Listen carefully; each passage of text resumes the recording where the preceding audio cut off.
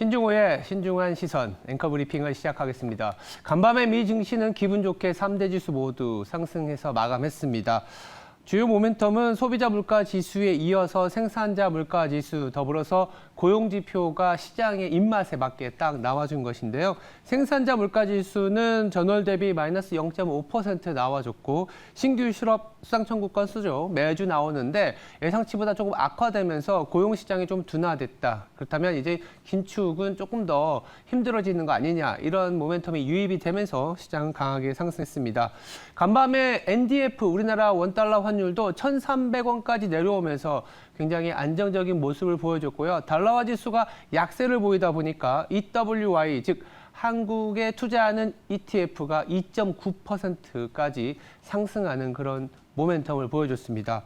오늘은 좀 모멘텀과 관련된 얘기를 드리면서 앵커 브리핑을 시작해 보도록 하겠습니다. 첫 번째 차트부터 볼까요? 최근에 미국 증시가 우리나라보다 조금은 방향성이 없었는데 앞으로 미국 증시도 괜찮을 수 있다는 얘기들이 나오고 있습니다. 보시는 차트는요, 미국의 자사주 매입과 관련된 차트입니다. 골드만삭스의 자료를 좀 인용해 보시겠는데요. 이번 주가 되면 미국은 4월 15일이 납세 만기입니다. 납세를 하려면 기업들 입장에서도 돈이 필요하기 때문에 자사주 매도가 좀 있었다라는 그런 분석도 나오고 있고요. 더불어서 미국 같은 경우에는 실적 시즌 동안에는 기업이 실적을 발표하고 나면은 자사주를 매입을 할 수 있습니다.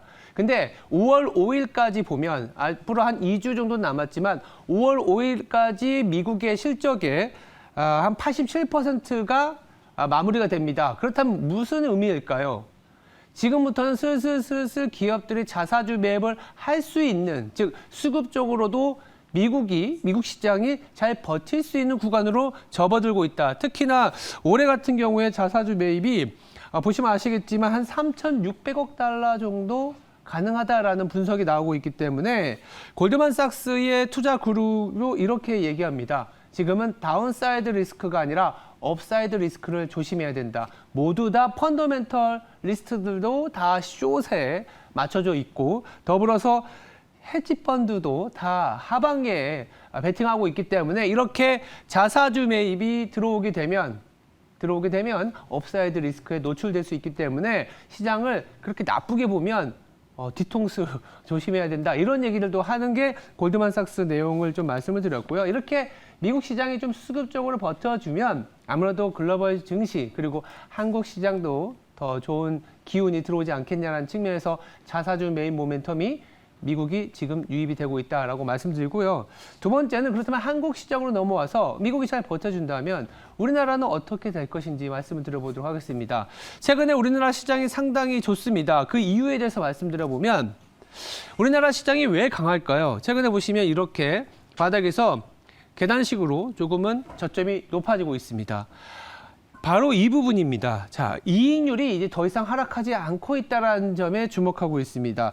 돌아서고 있는 제조업의 영업 이익률이라고 보시면 되는데, 우리가 가까운 기억을 해보시면 2018년에서 19년 반도체가 상당히 안 좋아졌었고 이익률도 하락하고 긴축과 무역 갈등으로 인해서 우리나라 지수가 상당히 하방 압력에 놓였었던 그 구간 이후에 제조업의 영업이익률이 바닥을 찍고 나서 시장이 올랐었던, 물론 중간에 코로나 팬데믹이 있었지만 그것을 빼고 나면 사실 저때가 바닥이었습니다. 지금도 그 구간과 비슷하게 연출이 되고 있다라는 얘기를 드리고 있는데요. 일단 시장이 안정적으로 올라갈 수 있는 기본인 실적이 드디어 돌아서고 있다는 점을 말씀을 드리고, 또 하나의 포인트는 뭐냐면, 자, 시장이 이렇게 올라가려면 어떻게 해야 될까요?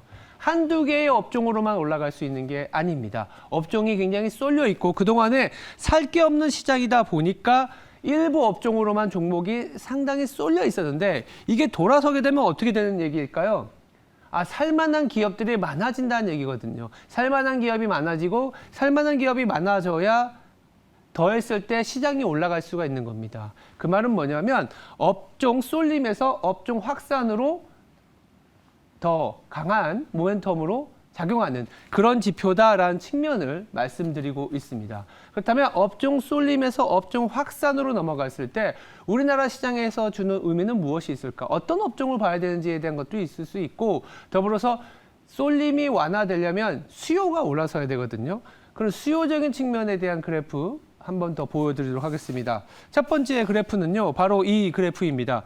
자동차와 관련된 그래프인데 미국의 소비가 저는 나쁘지 않다라고 보고 있어요. 잘 아시는 것처럼 맨하임 중고차 가격 지수가 최근에 전월 대비로 계속 올라오고 있습니다. 전년 대비로는 여전히 마이너스이기지만 전월 대비로 플러스를 보이다 보니까 시장을 안 좋게 보시는 분들은 야, 맨하임 중고차 가격 지수 자동차 가격 올라간다고? 그러면은 이제 또 긴축을 해야 되네? 이렇게 생각할 수가 있어요.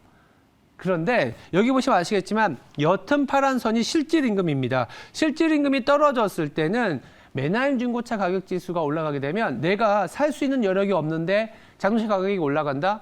긴축의 압력이 또 높아지는 거죠. 근데 지금은 실질 임금이 올라오면서 자동차 가격이 빠진 상황이기 때문에 자동차를 더 살 수 있는 모멘텀이 강해지고 있는 겁니다.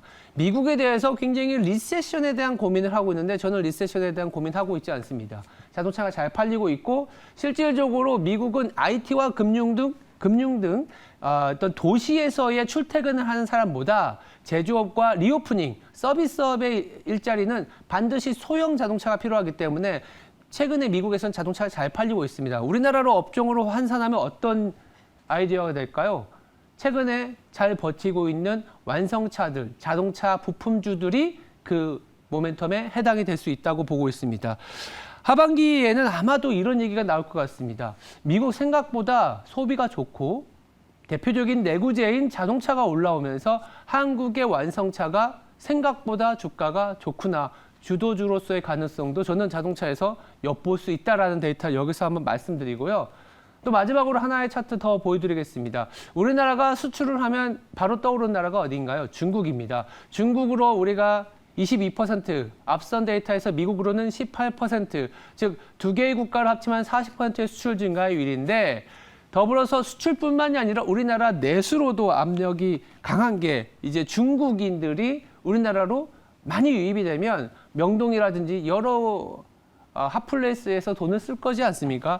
내수에 강한 내수와 관련된 데이터를 보여줄 텐데 잘 안 보이시겠지만 여기 가장 끝 무렵에 조금은 올라서고 있는 차트를 보여드리고 있습니다. 한중 노선이 제로 코로나 정책 그리고 코로나 기간에 사실 없었죠. 그리고 리오프닝이 시작되면서도 일본이나 다른 아시아로 좀 갔었지만 비자 문제 등 여러 가지 조금 안 좋은 문제들이 있었는데 이게 풀리면서 최근에 가파르게 증가하는 모습을 보여주고 있습니다.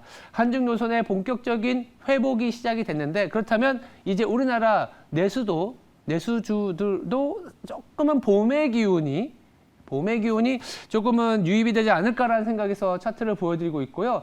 더불어서 비단 한국 내부로 들어오는 내수에 대한 모멘텀도 있지만 중국 사람들이 최근에 미세먼지 때문에 좀 힘드셨잖아요. 경기가 좀 좋아지고 있는 건데 이런 중국발 소비 모멘텀이 더 강화되는 쪽으로도 볼 수 있습니다. 앞서 자동차도 말씀드렸지만 그러다 보니까 화장품이나 게임, 엔터주들도 보자라는 느낌이 오고 있고요.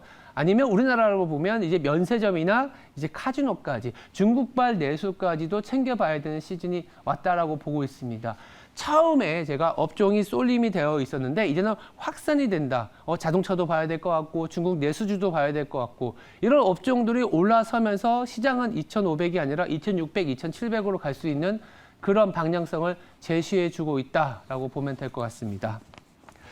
네, 긴축과 시스템 붕괴 등 상당히 안 좋은 얘기들을 우리는 뒤로 하고 시장은 2,500, 2,600까지 다가서고 있습니다. 간밤에 생산자 물가 지수가 하락한 걸 보시면 기업들 입장에서도 비용이 낮아지면서 생각보다 괜찮은 실적을 내비칠 가능성도 내포하고 있습니다.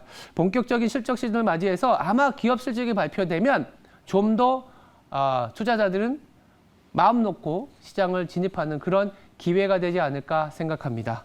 지금까지 신중한 시선이었습니다. 오늘 하루도 성투하시기 바랍니다. 감사합니다.